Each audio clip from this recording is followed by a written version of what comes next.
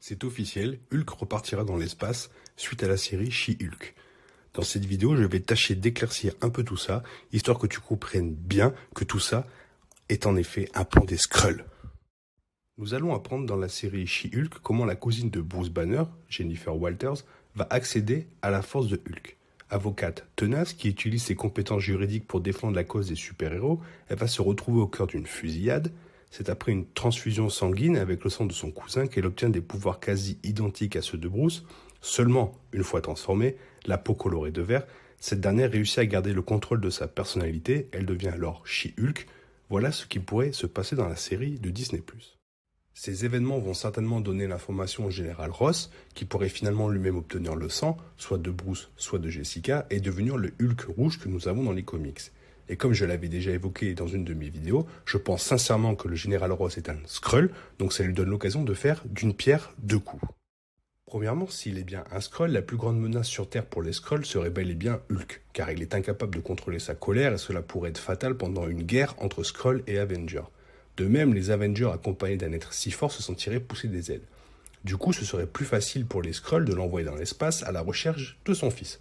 Oui, car pendant l'effet de Thor Ragnarok, nous savons que Hulk est resté un bon moment dans l'espace, donc il aurait très bien pu se caresser le concombre avec une extraterrestre, et ça aurait donné naissance à un fils. Dans les comics, Hulk a bien un fils avec une extraterrestre, et ce fils se nomme Skaar.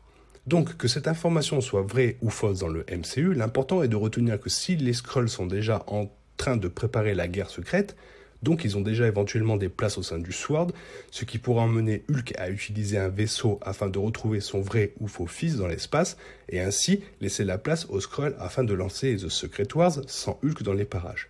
Puis, comment se débarrasser de Hulk? À part lui dire « tu as peut-être un fils quelque part dans l'univers », je vois pas comment le faire bouger de la Terre autrement.